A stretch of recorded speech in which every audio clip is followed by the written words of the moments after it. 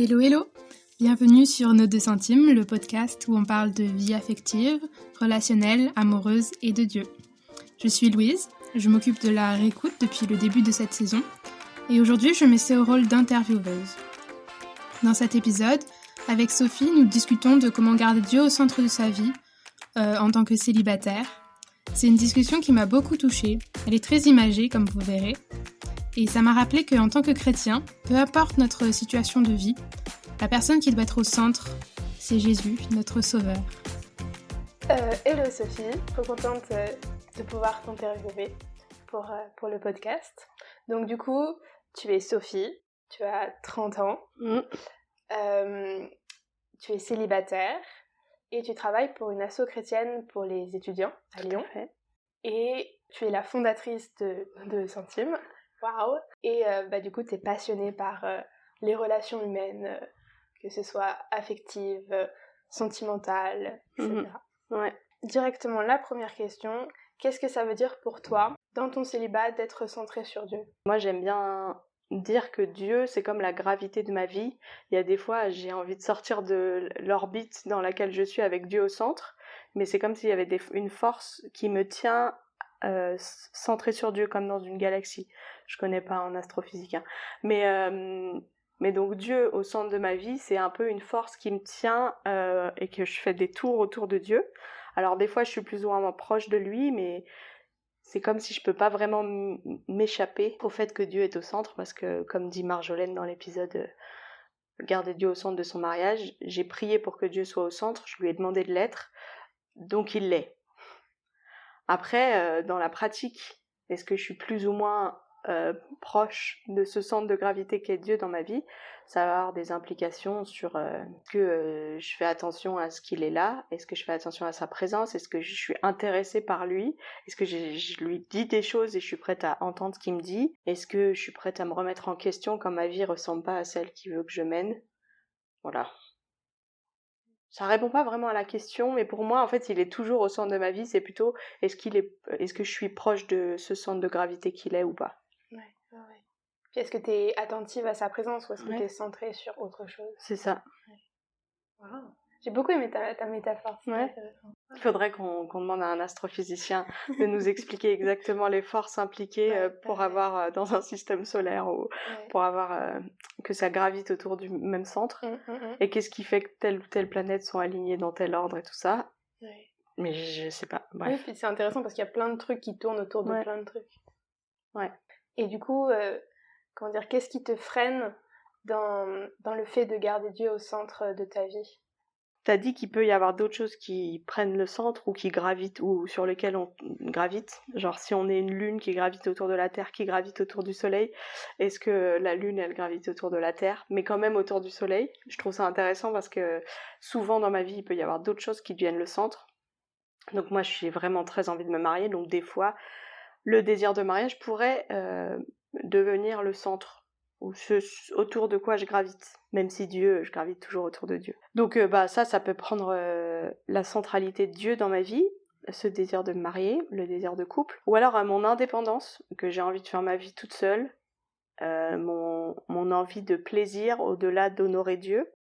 J'ai envie on vit dans une société où le plaisir et se faire plaisir et être heureux et le bien-être, ça devient super important. Et c'est cool, hein, c'est bien, on répond à les générations précédentes qui oubliaient que Dieu, il aime bien quand on est heureux aussi, même si c'est pas le but de notre vie.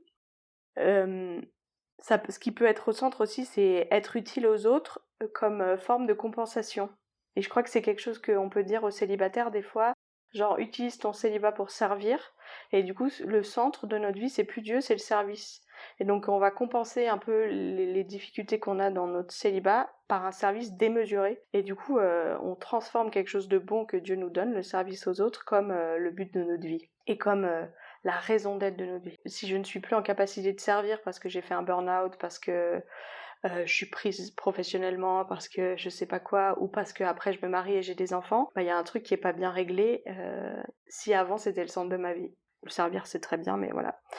On peut aussi, ce qui peut être au centre, c'est la plainte. Et donc il peut y avoir des célibataires qui vivent dans une complainte perpétuelle et une incapacité à accueillir les bonnes choses qu'il y a dans notre vie, parce que des fois le célibat c'est difficile. Et je dirais une productivité. Il y a ce truc de la productivité, je reviens sur ce que je disais juste avant sur le service. On dit aux célibataires il faut servir, c'est un super temps pour servir, et je suis trop d'accord. La Bible dans 1 Corinthiens 7 nous dit il y a une disponibilité du célibataire. En même temps, il y a une disponibilité à Dieu et pas juste à l'Église pour servir. L'intérêt du célibat, ou ce que Dieu dit c'est bien dans le célibat, c'est qu'il y a une dévotion totale à Dieu. Et ça doit pas forcément tout le temps se ressembler à une dévotion totale au service dans l'Église. En même temps, je voudrais pas que les gens écoutent ça en disant « Ah, Sophie a dit qu'on pouvait juste... on pouvait juste vivre notre vie de célibataire de manière égoïste », c'est pas du tout ça que je veux dire. Mais en fait, on n'a pas besoin de se donner de la valeur dans le service parce que l'Église nous dit qu'on n'a pas de valeur si on n'est pas marié. On n'a rien à compenser dans le service. On sert parce qu'on passe du temps avec Dieu grâce à notre disponibilité et que Dieu nous envoie au service. Donc ça peut nous empêcher d'accueillir la place de Dieu au centre de nos vies. Il y a d'autres choses qui prennent la place, quoi. Un autre truc qui est vraiment très réel dans ma vie en ce moment, c'est la déception. La déception, en fait, quand je parle avec les chrétiens par rapport à la prière, c'est vraiment le truc qui nous arrête dans notre vie de prière. On est déçu parce que Dieu ne répond pas à nos prières. On n'arrive plus à prier pour nous-mêmes, on a prié pour avoir un conjoint, on a prié pour avoir des enfants, on a prié pour une situation familiale qui doit se régler, on a prié pour que des problèmes familiaux s'arrêtent, pour une guérison, pour plein de trucs, et Dieu n'a pas répondu de la manière dont on avait désespérément besoin qu'il réponde, et du coup ça coupe quelque chose, ça casse quelque chose en nous. Et ça c'est un truc vraiment réel que j'accueille dans ma vie régulièrement, la déception, et de réaliser à quel point ça vient parasiter, pourrir le rapport que je peux avoir avec Dieu, les réflexions que j'ai sur le sens de la vie. C'est hyper deep, hein. Et en fait, à quoi ça sert de prier et à quoi ça sert de suivre Dieu et tout ça. Et je crois que c'est quelque chose, c'est une expérience humaine qu'on peut tous avoir. Là, je parle en tant que célibataire par rapport au mariage. En fait, ça casse quelque chose, quoi. Et on a vraiment besoin d'être consolé, guéri par Dieu dans les choses avec lesquelles on a été déçus. Et j'ai envie de dire aux célibataires qui écoutent, et aux gens mariés, je veux dire, tout le monde connaît des déceptions et tout le monde connaît cette cassure qu'on peut vivre de multiples fois dans notre vie. Mais si t'es célibataire et que t'as été tellement déçu, en fait, Dieu, il voit et il connaît, quoi. Et c'est ok de dire je suis déçue. J'ai vécu un moment super beau avec quelqu'un il y a pas longtemps où j'ai dit est-ce que tu veux prier Dieu en ma présence comme moi je ferai le témoin de ce que tu es en train de dire à Dieu. Et la personne dans la prière a dit Dieu, je suis déçue. Et j'ai trouvé ça hyper puissant. Moi je me suis mise à pleurer instantanément parce que j'étais tellement honorée de la confiance que cette personne me faisait, d'admettre devant le Dieu très haut, son créateur, qu'elle était déçue. Et je me suis dit, waouh, il y a du courage là-dedans de l'admettre, je suis déçue. Et je crois qu'on a besoin de le dire à Dieu parce qu'il n'y a que quand on assume ça qu'il peut faire quelque chose avec notre déception. Si on garde tout et qu'on lui donne rien. Et on peut se le dire les uns aux autres, sans tomber dans la plainte qui peut prendre le centre de notre vie, mais on peut se le dire les uns aux autres, genre je suis déçue. Et j'espère qu'on peut être des communautés où on n'essaye pas de répondre à la déception, quoi. Genre, ah, mais t'avais pas raison d'être déçu, ou bah ouais, mais c'est Dieu qui décide. Bah oui, c'est vrai, c'est Dieu qui décide. Mais en même temps, je suis déçue et je suis triste et il y a quelque chose en moi qui a été cassé par cette déception. Et le fait que je le dise à quelqu'un de confiance, ça veut dire que j'ai pas envie que cette déception, elle vienne parasiter mon rapport à Dieu. Je pense que cette déception, il faut qu'on l'accueille et on peut pas l'ignorer parce que quand on l'ignore, c'est là que ça pourrit. Il faut qu'on accepte les sentiments tels qu'ils viennent. On dit, ok, on ressent ça, on ressent de la déception, même dans tous les aspects. Ouais. Et c'est à ce moment-là qu'on peut passer au-dessus. Ouais, et qu'on peut laisser Dieu nous parler au milieu de cette déception. Je crois qu'il a des choses à nous dire. Il veut nous montrer qu'il nous aime, il veut montrer qu'il a des bons plans pour nous, il veut montrer qu'il y a des raisons dans notre vie d'être reconnaissant quand même si on n'a pas eu Même si on est déçu sur cet aspect, il y a d'autres choses où il a répondu à nos prières quand même. Et dans la déception, il faut qu'on accueille le mystère, quoi. Pourquoi est-ce que Dieu, il donne pas des conjoints à tout le monde? Pourquoi est-ce que Dieu, il donne pas des enfants à des couples qui seraient des super parents? Pourquoi il donne pas ce travail? Pourquoi tu cherches un logement depuis si longtemps? Pourquoi dans ta famille, c'est la zone de guerre? Il y a plein de questions comme ça. Et Dieu, il veut nous accompagner dans le mystère. Et je crois qu'il peut nous consoler sans même répondre à ce désir. Genre la solution à notre déception, ce sera pas toujours la réponse à nos prières, mais c'est vraiment sa présence et sa consolation. Et ça, on peut le faire que si on est triste et qu'on se laisse être triste, quoi. Heureux ceux qui pleurent car ils seront consolés. C'est une parole de Jésus complètement dingue et assez incompréhensible, mais magnifique, quoi, d'espérance. Ce qui m'empêche moi aussi, ou ce qui m'a empêché mais qui m'empêche un peu moins, c'est il y avait des choses en moi qui avaient besoin d'être guéries, libérées, et il y en a encore, hein, je veux dire. Dit comme ça fait genre c'est bon, maintenant je suis il y a plus du tout de grosses tâches sur le tableau de ma vie, mais parce que il y avait des choses en moi, des grosses choses qui avaient besoin d'être libérées et guéries, et ben ça m'empêchait d'accueillir Dieu au centre. C'est comme si mon axe, c'était pas un cercle, mais c'était une ellipse, quoi. Je tournais comme une ellipse autour de Dieu. Et que là, il a guéri des choses en moi, notamment dans ma relation les uns avec les autres, dans ma manière d'être présente dans mes amitiés, dans ma famille, dans les amitiés avec les hommes. Que maintenant, c'est un peu plus un cercle. Il y a un peu moins de moments où je suis très loin de Dieu. Donc mon cercle, c'est soit je suis très loin de Dieu tout le temps, soit je suis plus proche, mais je suis un peu plus responsable et libre moi-même de là où je me positionne par rapport à Dieu. On me dit souvent, et je suis vraiment pas d'accord, que le mariage c'est un peu plus un lieu de sanctification que le célibat. Des fois on le dit genre, le mariage c'est pas pour être heureux, c'est pour être sanctifié, et je suis d'accord, hein.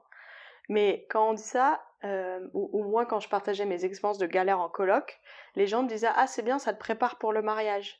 Et moi j'étais là, voilà, ça me prépare pour rencontrer Jésus, quoi.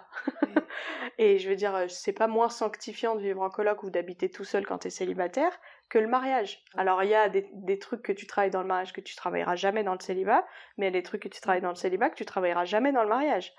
Et il y a des trucs que tu travailles dans les deux, et merci Seigneur. Mais donc ce chemin de sanctification, donc le chemin de devenir de plus en plus comme Jésus veut qu'on soit, ça passe aussi par nos guérisons et nos libérations.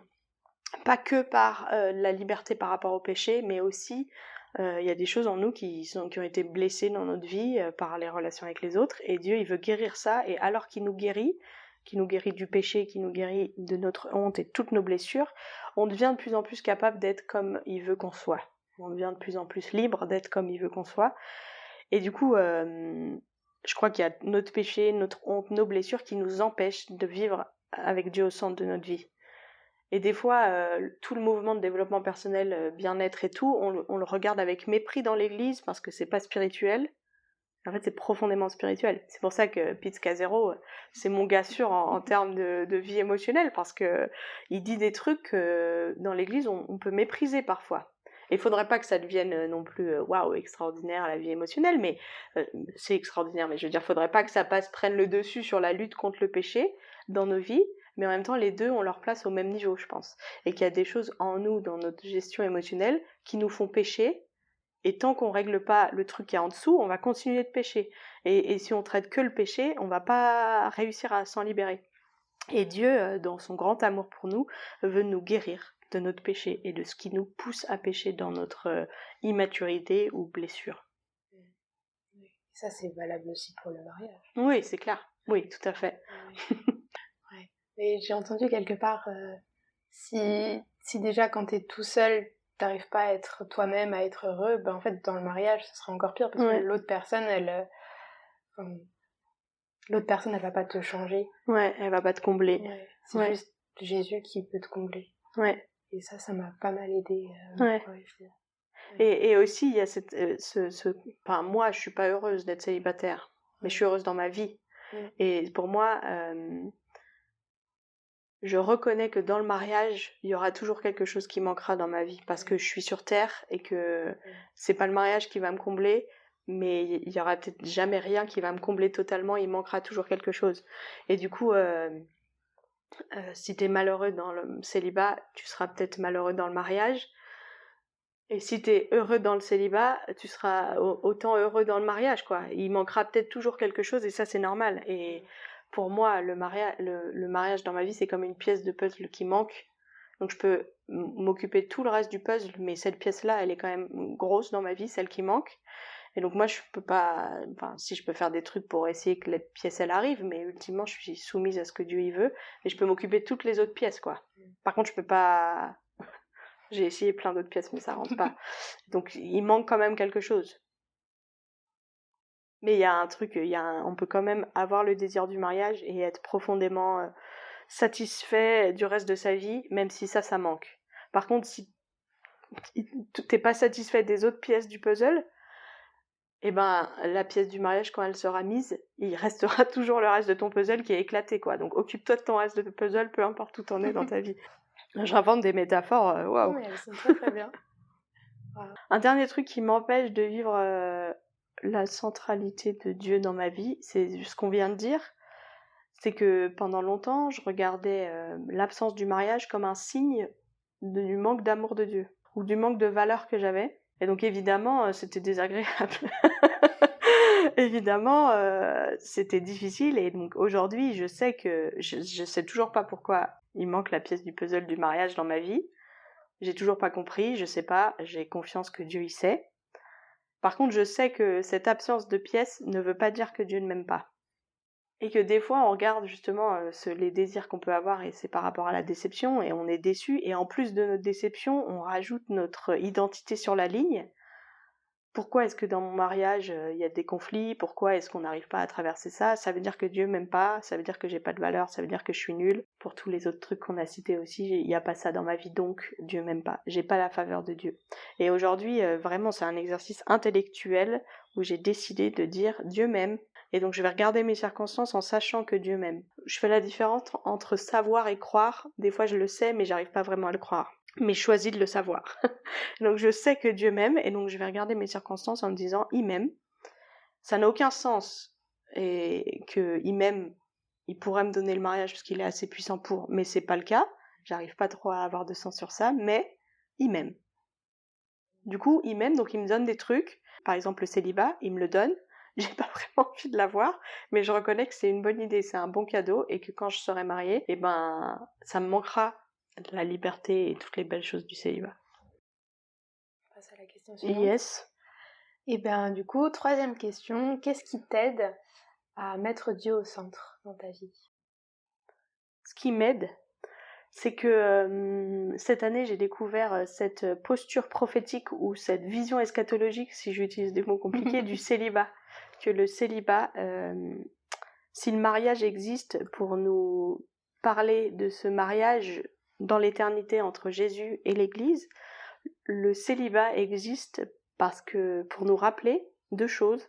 La première, c'est qu'un jour, tout le monde sera célibataire, puisque en tant que communauté, en tant qu'Église, on sera marié à Jésus. Des fois, on représente ça comme un mariage individuel, mais c'est bien un mariage collectif, ça fait bizarre dit comme ça, mais c'est bien l'Église qui sera mariée au Christ, et c'est pas individuellement qu'on sera marié au Christ. Donc on sera tous célibataires dans ce mariage-là. On sera tous célibataires et chacun sera satisfait de son célibat. Et l'autre chose, c'est qu'en tant que célibataire, on témoigne à l'Église qu'on vive bien son célibat ou mal son célibat, comme si un mariage se passe bien ou pas bien, il témoigne quand même de la réalité du mariage à venir entre Jésus et l'Église. Le célibat et les célibataires, du coup, dans l'Église, disent « Tous mes besoins sont comblés en Christ ». Parce que Christ, qui a dit que le célibat c'était une bonne chose, qu'il l'a dit dans Matthieu 19, mais aussi à travers Paul dans 1 Corinthiens 7, c'est comme si le célibat n'est pas une anomalie. C'est une minorité, je pense que c'est une minorité et c'est un problème. Aujourd'hui, c'est en train de devenir une grande minorité, c'est un problème, mais c'est une minorité non anomalique. Ça veut dire que un célibataire, il témoigne que Jésus, il est pleinement suffisant. Et il témoigne au couple marié qu'en tant qu'individu, tous nos besoins sont comblés en Christ et ils ne sont pas comblés par notre conjoint et ils ne doivent pas être comblés totalement par notre conjoint. Il témoigne aux familles, il témoigne aux enfants, il témoigne aux autres célibataires. Tous mes besoins sont comblés en Christ, c'est-à-dire que Christ est suffisant pour moi. Et comme j'ai dit, dans ma vie, le désir du mariage est très fort et j'ai pas l'impression que Christ est suffisant. mais je me rappelle, et je lui rappelle, et dans la prière, c'est souvent ma prière, Dieu, tu me suffis, et donc je reconnais que mes désirs, ils sont bons, le désir du mariage, il est bon, mais tous mes besoins sont comblés en Christ, je suis en sécurité pleinement en toi, je suis pleinement aimée, pleinement choisie, toutes ces choses-là où je les projette dans un mariage futur, elles sont déjà vraies grâce à Christ. Et donc ça, c'est une posture prophétique qui m'aide à me dire que le célibat, c'est pas un truc misérable, c'est pas un sale rôle, c'est pas un sous-rôle, c'est pas un truc qui manque, c'est un cadeau que Dieu nous donne, et les célibataires sont un cadeau que Dieu donne à l'Église pour rappeler ça, ce truc de Dieu est suffisant.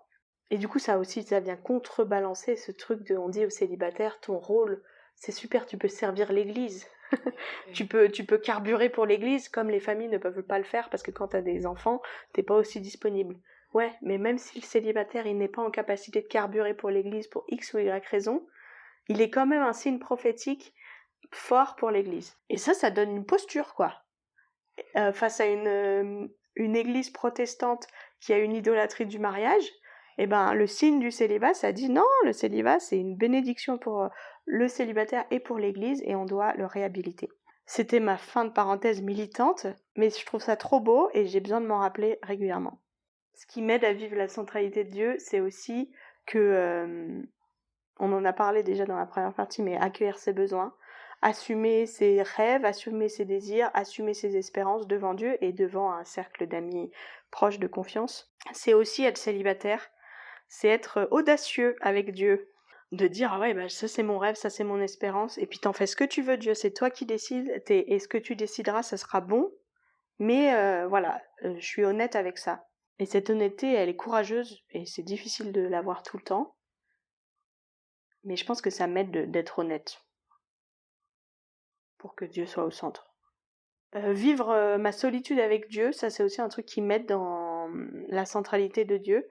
J'ai un témoignage par rapport à ça. Il y a quelques temps dans ma vie, je me sentais vraiment seule avec le poids de mes responsabilités et tout ça, et des décisions que je devais prendre. Et du coup, j'ai dit « Ah Dieu, c'est comme si jusqu'à présent, la forme que tu prenais dans ma vie était suffisante, mais là, il y a un décrochage avec un nouveau poids que je dois porter.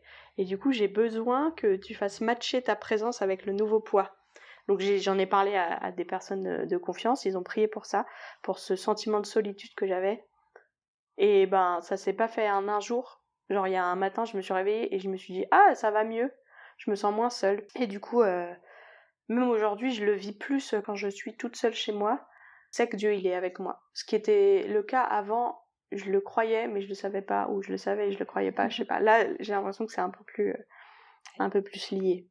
Et je pense que ça, c'est quelque chose aussi que tout le monde a besoin de vivre, célibataire ou marié, cette présence de Jésus, parce que en parlant avec des gens mariés, je me suis rendu compte que la solitude dans le mariage existe aussi, qu'en fait, on est seul. Même si on est marié, on est seul à deux. Ouais, on est seul à deux, mais on est seul à gérer ses émotions, on est seul à assumer le poids de nos responsabilités, on le porte seul. On a besoin d'accueillir la présence de Dieu dans notre vie pour pas que le poids de la solitude devienne trop lourd. Ouais, c'est vrai, et puis en plus en même temps on est seul, mais on n'est pas vraiment seul. Il y a aussi l'autre à prendre en compte. Et des fois c'est plus dur de se dire en fait j'aimerais passer du temps seul, mais l'autre il est là, donc il faut que je fasse avec. Ouais. C'est ça. Et c'est peut-être un peu ce que Paul il veut dire dans 1 Corinthiens 7 sur la disponibilité du célibataire, pas que pour le service, mais aussi pour la disponibilité à la présence de Dieu, qu'il n'y a pas de parasite en la personne d'un conjoint. Désolée si j'appelle les conjoints des parasites, mais il y a cette disponibilité totale, cette liberté totale, qui fait que tu n'as pas besoin de penser à une autre personne qu'à toi-même et Dieu. Même si tu penses à tous tes amis et à ta famille pour prendre soin d'eux aussi, tu vis pas juste ton célibat de manière égoïste, mais à la fin de la journée, quand même, c'est toi et Dieu, quoi. Un autre truc qui m'aide à vivre la centralité de Dieu dans ma vie, c'est la communauté. Et ça m'est arrivé il y a pas longtemps. J'étais triste d'être célibataire, j'ai pleuré plusieurs fois, ce qui ne m'arrive pas tout le temps, mais ça faisait plusieurs jours que je pleurais sur les déceptions, justement.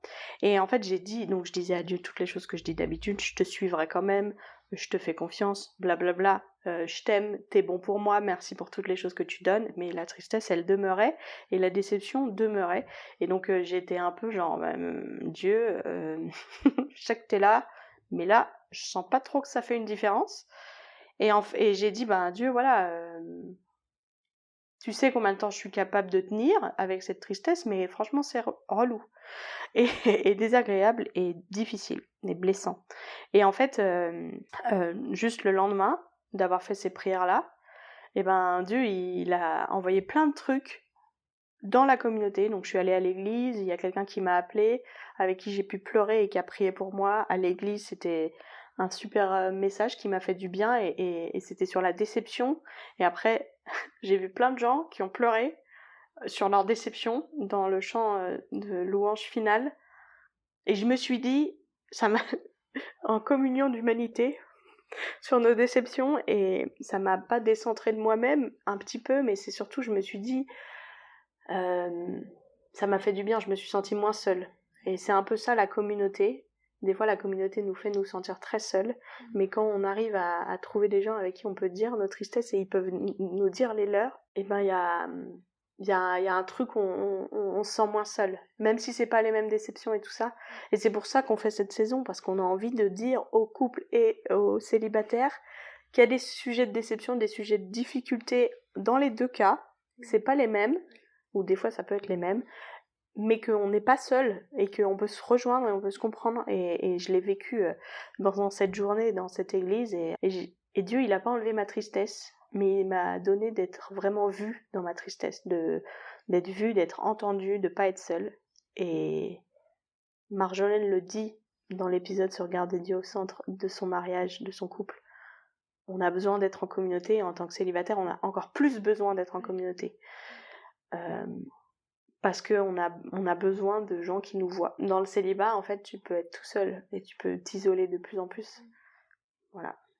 Donc la communauté, c'est la vie. Et c'est aussi difficile, je veux dire. Je suis allée dans cette église. C'est la première fois que j'y allais. Il y avait 150 personnes. Et en tant que célibataire, je me suis dit, oh là là, si c'est cette église-là où je vais m'investir, je fais comment en tant que célibataire? J'ai personne avec qui m'asseoir. Ça veut dire qu'à chaque fois je vais devoir me réidentifier, il n'y a pas de routine quoi, il faut que je me trouve des copines pour pouvoir m'asseoir à côté d'elles, pour pouvoir avoir envie d'y aller, pour savoir que je vais trouver toujours quelqu'un avec qui discuter, enfin tout ça. Prenez soin des célibataires dans les églises, parce que c'est vraiment hyper surtout dans les grandes églises, on peut se sentir vraiment anonyme et isolé, parce qu'on n'a personne avec qui s'asseoir, et qu'on est juste tout seul, et c'est chelou, et c'est désagréable. Prenez soin aussi des familles, hein, mais je veux dire, la famille, elle y vient en troupeau, alors que le célibataire, il y va en pionnier. Les défis sont différents. Voilà, exactement. Oui, c'est vrai que quand tu vas à l'église et que t'es tout seul et que tu sais pas où te mettre et tout, je vois exactement ce que tu veux dire. Ouais. L'anxiété sociale, c'est un problème pour beaucoup de gens, mais quand t'es célibataire, peut-être un truc tout pratique pour les familles, les couples ou même les célibataires entre nous, quoi. C'est dire je viens à l'église, tu t'assois à côté de nous, ou si t'es une famille et que t'as tous tes enfants assis sur le banc, peut-être tu peux dire aux célibataires, tu t'assois avec nous ce matin. C'est peut-être un peu bizarre, c'est peut-être un peu formel. Mais peut-être le célibataire, il a besoin d'être ça pour sentir qu'il a une zone de sécurité là, au milieu de cette assemblée anonyme. Tu t'assois avec nous ? Viens t'asseoir. Même si il arrive, tu le vois, tu lui fais coucou, viens, et tu lui fais un geste pour dire viens t'asseoir avec nous. Peut-être que ça va lui refaire sa journée, quoi. Tu aussi le présenter aux autres. Ouais, c'est ça. Et moi, j'ai vécu des choses difficiles dans d'autres églises où je me suis sentie vraiment pas invitée, et je voyais des familles qui débarquaient à l'église 3 ans après mon arrivée, qui se faisaient inviter par les autres familles, alors que moi j'avais jamais été invitée. Je pense que je suis quelqu'un qui va vers les autres et qui essaye de faire des efforts, et constater que j'étais pas invitée, ça m'a vraiment, je me suis questionnée, je me suis dit, est-ce que les gens ils ont peur de pourquoi en fait ? Est-ce qu'ils savent pas quoi faire avec les célibataires ? Est-ce qu'ils pensent que ça va me faire bizarre d'être dans leur famille ? Et on en a déjà parlé plein de fois dans les épisodes précédents, mais il y a des discussions à avoir avec est-ce que c'est ok d'être avec les enfants, tout ça, et c'est un peu chaotique quand il y a des enfants en bas âge, ou d'ailleurs des plus grands, enfin voilà, mais il y a un truc où les célibataires, il faut qu'ils fassent des efforts, et les familles aussi, pour qu'on se rencontre et qu'on fasse famille ensemble. Oui, on est une communauté. Voilà. Une famille à l'état civil, c'est bizarre, il y a des conflits, il y a des incompréhensions, on n'est pas pareil et tout. Là, c'est exactement la même dynamique. Donc, ça demande, c'est pas extrêmement fluide et c'est bizarre, quoi. Mais je pense qu'il faut qu'on grandisse dans ça. Autant les célibataires, d'aller squatter dans les familles, autant les familles de faire de la place et de dire viens t'asseoir avec nous. Et quand je réfléchissais à cet épisode, je pensais aux gens qui vivent très bien leur célibat, qui vivent à fond leur vocation prophétique, et je sais pas à quel point ils se retrouvent dans ce que je dis. Parce que moi, vous entendez que c'est un lieu de souffrance et de questions. Mais je pense que tout ce que j'ai dit marche aussi. Il y a des choses qui viennent parasiter la place que Dieu devrait avoir dans notre vie, qu'on aime bien son célibat ou qu'on l'aime pas. Il y a des choses qui nous aident, qu'on l'aime, enfin, peu importe notre rapport au célibat. Mais je sais pas si tu as des idées de ce qu'on pourrait dire à des gens qui vivent bien leur célibat. Cool. Je suis un peu jalouse. Hein. Et qu'on vive bien ou pas son célibat, on a quand même des défis liés à la vie de célibataire, quand tu dois acheter un appartement, quand tu dois acheter un meuble, que tu es tout seul à le porter, quand ton meuble de cuisine tombe dans ta cuisine, expérience connue, et que tu es toute seule dans ton appartement et que le meuble est si lourd que tu ne peux pas le remettre droit et que toute ta vaisselle est pétée sur le sol, et dans ces défis-là, qu'on le vive bien ou pas, en fait, il y a un truc du fait d'être seul à gérer cette situation où on a besoin les uns des autres. Il y a des trucs qu'on peut pas faire tout seul dans la vie. Bon, Sophie, du coup, quels sont tes 2 centimes pour cet épisode ? Pour moi, garder Dieu au centre de son célibat, c'est aussi garder l'évangile au centre de son célibat. L'évangile, c'est-à-dire qu'on est aimé, qu'on a été créé par Dieu pour être avec lui, que notre péché nous a séparés de lui et que Dieu est venu. Il est Emmanuel, celui qui est avec nous pour nous réconcilier avec Dieu. Et donc tous ces 3 vérités et le fait qu'on a un acte de réponse, soit oui, j'accepte, soit non, ça m'intéresse pas. On a ces 3 choses-là à continuellement vivre dans notre vie, de savoir qu'on est complètement aimé par Dieu, qu'on soit célibataire ou marié ou en couple, qu'on vive bien le célibat ou son couple ou pas.